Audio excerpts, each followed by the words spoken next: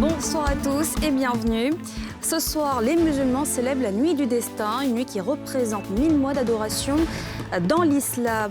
2 tonnes de cocaïne brûlées ce mercredi par la police ivoirienne d'un coût de 42 milliards de francs CFA. C'est la plus importante saisie de la police en Côte d'Ivoire. Et puis le Mali accuse la France d'espionnage. La justice vient de lancer une enquête après la découverte d'un charnier dans la ville de Gossi. Ce soir, je vous le disais, les musulmans vont veiller toute la nuit. Ils célèbrent la nuit du destin. Que représente cette nuit pour la communauté musulmane? Que devra-t-elle faire durant cette nuit? Un guide religieux nous éclaire dans ce reportage de Salif Yalekwe et Kimo Eric. Les fidèles musulmans sont invités, selon les textes religieux, à rechercher la nuit du destin qui intervient lors des 10 dernières nuits du mois de jeûne de Ramadan. Une nuit de spiritualité en islam qui équivaut à 1000 mois d'adoration. L'imam Aboubakar Diawara revient sur l'historique de cette nuit. Dans le temps, il existait quelqu'un qu'on appelait Sham'oun. Dans la conception judéo-chrétienne, c'est celui-là qu'on appelle Samson le Grand. Sham'oun, c'était un croyant très fort, très puissant, quelqu'un qui craignait Allah et qui a œuvré dans le sens de Dieu en termes d'adoration pendant 1000 mois. Et quand le prophète Mohammed a entendu parler de Sham'oun, il a fait une doléance auprès d'Allah pour qu'Allah puisse faire une faveur à sa communauté, à lui et à sa communauté. C'est ainsi qu'Allah lui a donné une nuit. Mais une nuit qui est placée dans le mois de Ramadan. C'est une nuit de rémission de péché. C'est une nuit de recueillement. Malheureusement, nous faisons une fixation sur la 27e nuit.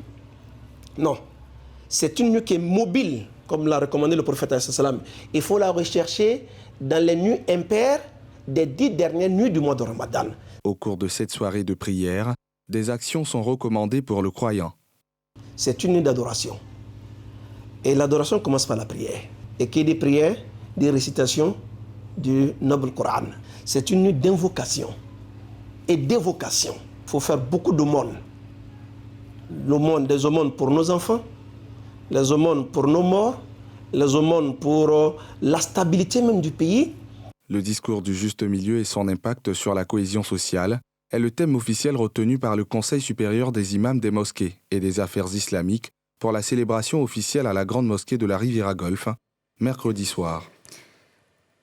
Et pour renforcer justement la cohésion sociale au sein des forces armées, Téné Birahima Ouattara veut institutionnaliser la rupture collective du jeûne. C'est l'idée qu'il a énoncée à l'occasion d'un tour avec le personnel de la gendarmerie et des armées au camp commando d'Abidjan. Le reportage de Timé Danger et Kimo Eric.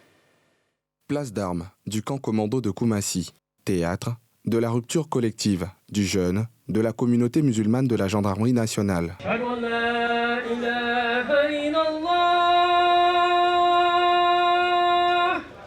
Aux côtés du corps d'élite de l'armée ivoirienne, dans une ambiance bon enfant, le ministre d'État, Téné Birahima Ouattara.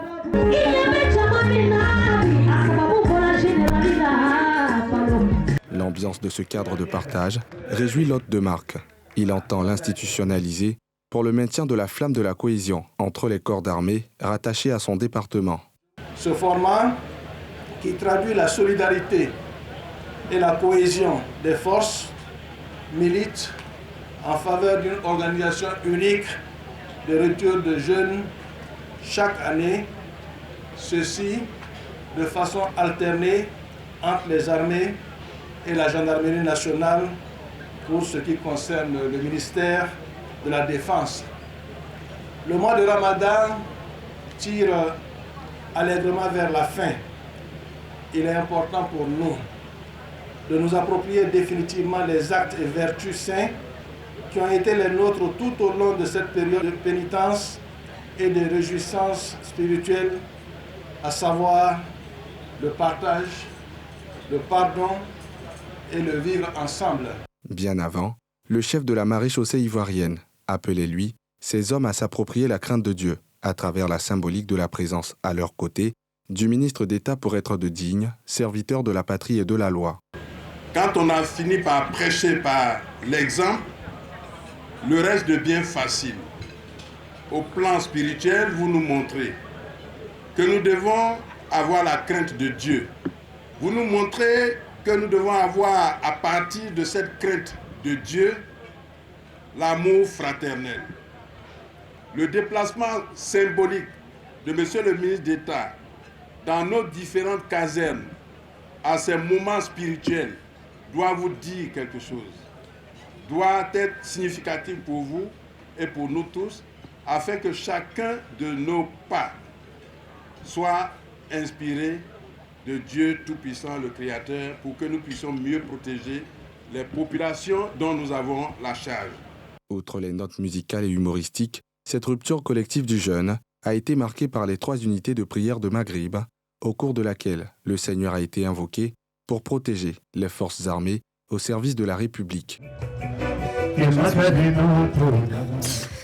Plus de 40 milliards de francs CFA de cocaïne ont été brûlés par les unités de la police nationale. C'est la plus importante saisie de la police en Côte d'Ivoire. Sur les lieux de l'incinération ce mercredi, le procureur de la République et le directeur général de la police. Tiemé Danger, Tanguy Conan. La cargaison de drogue, saisie la semaine dernière par les services de la police nationale, en feu. Il s'agit de 2 tonnes, 55 kg et 59 grammes de cocaïne. Saisie record de la police ivoirienne, incinérée en présence du procureur de la République, qui salue l'heureux gros coup de filet et invite les populations à aider au renseignement. Aujourd'hui, c'est la police nationale qui a l'honneur pour avoir mis fin aux activités de trafiquants, mais c'est toutes les forces de l'ordre, n'est-ce pas, qui sont à féliciter. Et également la population pour leur dire de garder espoir. À la population, on ne peut demander que leur concours et leur collaboration. Parce qu'on peut être efficace, mais avec la population pour qui la police et la justice travaillent. Entamée à Abidjan, l'opération des forces de police est poursuivie à San Pedro, où le gros lot du colis a été intercepté. Aux côtés du chef du parquet, l'officier général à la tête de la police nationale, voilà le fruit des moyens conséquents alloués à son corps par l'exécutif du pays. À la suite d'un événement à Koumassi, le commissariat du 20e arrondissement qui s'est déporté sur les lieux a pu découvrir avec l'apport technique de notre direction de lutte contre les stupes par excellence, la DPSD, on a pu découvrir cette quantité. Et nous avons saisi le fil d'Ariane. L'enquête s'est poursuivie à San Pedro et nous avons pris le gros du lot à cet endroit. Nous transmettons nos satisfactions, nos gratitudes à nos autorités, à commencer par le premier policier, le ministre de l'Intérieur et de la Sécurité, mais au-delà, tout le gouvernement et le président de la République pour sa vision qui a doté la police de moyens adéquats pour pouvoir nous permettre, n'est-ce pas, de faire parler n'importe quelle scène de crime. Notons que 15 personnes ont déjà été interpellées et les investigations se poursuivent pour démanteler le réseau qui cherche à faire de la Côte d'Ivoire une plaque tournante du trafic de la drogue. Un dessein que les forces de sécurité en alerte sur le terrain restent mobilisées pour déjouer. Lutter efficacement contre l'incivisme sur les routes ivoiriennes, c'est la mission de la police spéciale de la sécurité routière. Des actions terrain qui ont fini par porter leurs fruits. Le bilan du 24 avril dernier fait état de 1268 infractions enregistrées. La sensibilisation a laissé place à la répression. Saïdi Mamadou, Harouna Zebar. Dans la mise en œuvre de la stratégie nationale de sécurité routière SSR en Côte d'Ivoire, adoptée en juillet 2021, la police spéciale de la sécurité routière PSSR effectue quotidiennement des actions de télédétection sur les axes stratégiques de la ville d'Abidjan. Autoroute de Grand Bassam, ces éléments de la police spéciale de la sécurité routière, sous tutelle du ministère des Transports, sont appuyés par ce barrage intelligent. Véhicule noir, des marques Lexus. Un dispositif en miniature de la vidéo-verbalisation capable de détecter tout type d'infraction aux grandes dames des conducteurs imprudents. En service depuis le 30 décembre 2021, les usagers de la route commencent à comprendre le bien fondé de ce dispositif. On m'a pris pour excès de vitesse. Voilà. Pour donner la contravention, je n'avais pas les moyens pour le moment. J'ai dû me donner un papillon. Je vais passer payer. Mais moi, ça ne me gêne pas parce que c'est bien. Voilà. Prochainement, on va aller doucement. J'étais en train de rouler. Bon, le deuxième à côté de moi, il avait porté sa ceinture. Mais moi, il n'avait pas porté, en tant que chauffeur, il n'avait pas porté ma ceinture. Donc, je trouve ça normal. Voilà, je trouve ça normal. C'est pour nous-mêmes notre sécurité. Des réactions qui donnent de l'espoir. La semaine du 18 au 24 avril dernier, 1268 cas d'infraction routière ont été recensés à Abidjan, avec 1086 cas d'excès de vitesse. Le commissaire de la brigade fait le point. Pendant nos contrôles, que nous insistons beaucoup dessus, c'est la vitesse. La ceinture au volant. C'est particulièrement la conduite en état d'ivresse. Pour cette semaine, les individus qui utilisent le téléphone lorsqu'ils sont au volant, nous avons eu 8 cas. 8 cas pour 2 barrages. Imaginez si on multiplie ou si la police ou la gendarmerie vous met à disposition toutes ces données-là. Face à la croissance des cas de conduite en état d'ébriété, certaines mesures de répression seront plus corsées. Pour les tests d'alcoolémie, nous avons 3. La semaine passée, nous avons eu 4, 5 ensuite l'autre semaine. Pour ceux-là, les dossiers ont été transmis à la commission de retrait de permis. Donc il y aura une commission qui va statuer dessus. Désormais, conduire en état d'ivresse pourrait conduire au retrait systématique du permis de conduire. De la politique à présent, après sa reconduction dans le gouvernement H2, Kwadwo Konan-Bertin a reçu ce mercredi des leaders de partis politiques d'opposition, dont l'UDPCI de Mabri-Touakeuse, venu lui apporter son soutien dans la poursuite de sa mission. Salif Yalekwe.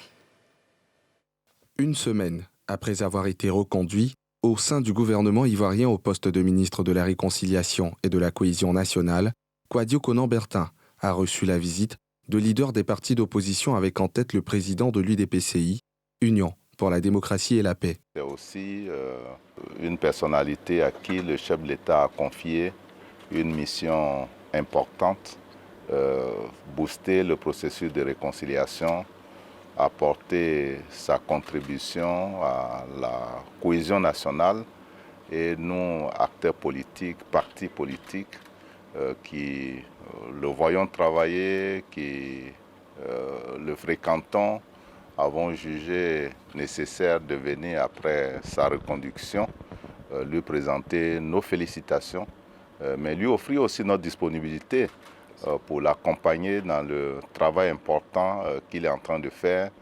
C'est une mission difficile, délicate, parce que la crise ivoirienne a été longue, multiforme, et évidemment les solutions ne sont pas évidentes. Ça demande la foi, ça demande la persévérance, ça demande des hommes d'engagement.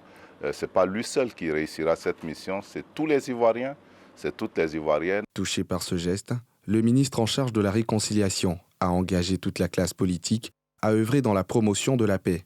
Je suis très sensible à cette démarche. Je me sens honoré et je voulais en retour leur dire merci. Je crois que le président Mabri l'a dit.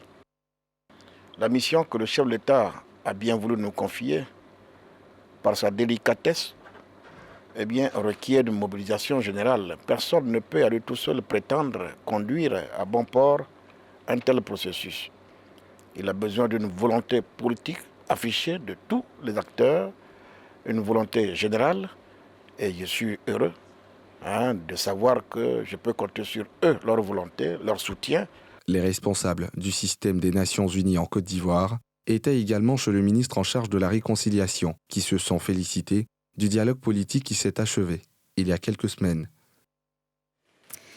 Et puis à la découverte des jeunes Hatchans issus de la catégorie Blessoué à Soukro du village d'Abobodoumé dans la commune d'Atekoubé. Ces jeunes préparent leur sortie de catégorie, une sortie marquée par une procession mystique organisée dans un cimetière. Reportage.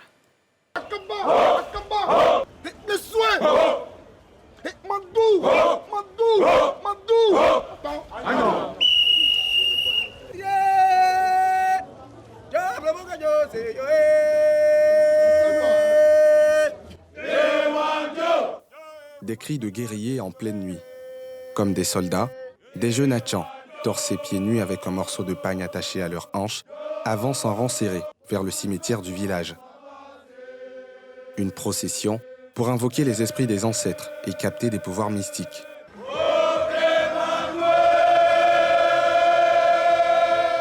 En pays Hatchan, chaque 3 ou 4 ans, des jeunes du même âge organisent une sortie de catégorie. Une cérémonie qui donne le pouvoir à des jeunes de participer à la vie courante du village.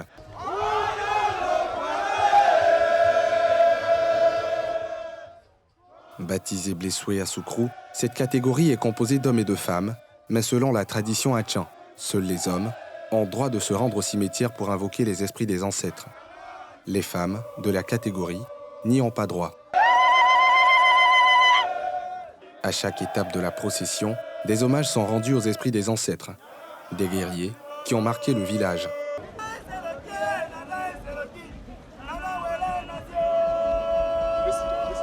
En fait, ils appellent l'esprit même à s'investir dans la fête, en fait, pour la protéger et puis essayer de gérer tout le reste. Comme nous, le jour, l'esprit du diable, c'est Dieu seul qui a fait de nous ce que nous sommes. C'est Dieu seul qui a fait le ciel et la terre. C'est Dieu seul qui saura nous guider. Après 30 minutes de marche, les jeunes sont au cimetière. À l'entrée, les initiés filtrent le groupe. Certains membres sont expulsés du groupe.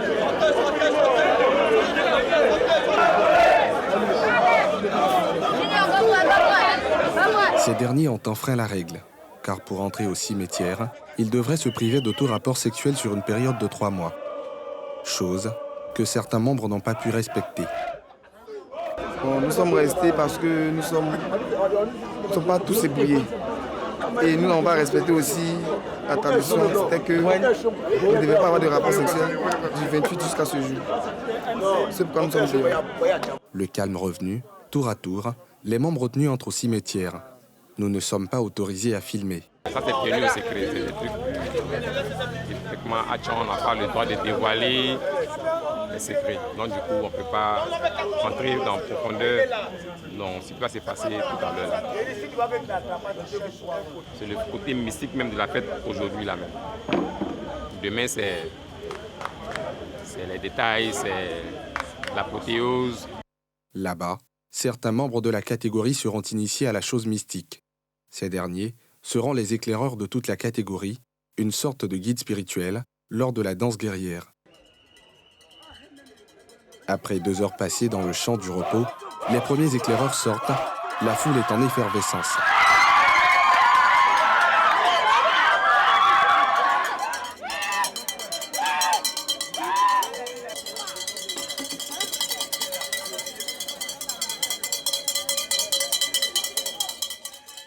Au total, 5 éclaireurs ont été choisis par les ancêtres.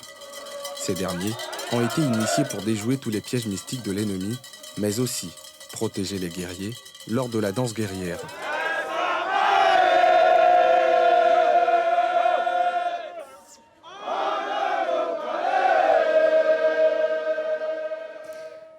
Dans l'actualité internationale au Mali, après la diffusion par la France d'images montrant ce qu'elle affirme être des mercenaires russes en train d'enterrer des corps près de la base de Gossi, la junte malienne accuse l'armée française d'espionnage et de subversion. Le récit de Pierre Dipomela. Les autorités ont constaté depuis le début de l'année plus de 50 cas délibérés de violation de l'espace aérien malien par des aéronefs étrangers, notamment opérés par les forces françaises, selon un communiqué lu à la télévision nationale publique par le porte-parole de la junte, qui accuse par ailleurs l'armée française d'espionnage et de subversion. L'un des cas les plus récents a été la présence illégale d'un drone des forces françaises le 20 avril 2022 au-dessus de la base de Gossi, dont le contrôle a été transféré effectivement au FAMA le 19 avril 2022. Le dit drone était présent à partir de 11h45 pour espionner nos vaillantes FAMA. Outre l'espionnage, les forces françaises se sont rendues coupables de subversion en publiant des fausses images montées de toutes pièces afin d'accuser les FAMA d'être les auteurs de tueries de civils dans le but de ternir l'image des forces armées maliennes engagées pour la libération du territoire, la protection et la sauvegarde des populations éprouvées par une longue crise sécuritaire.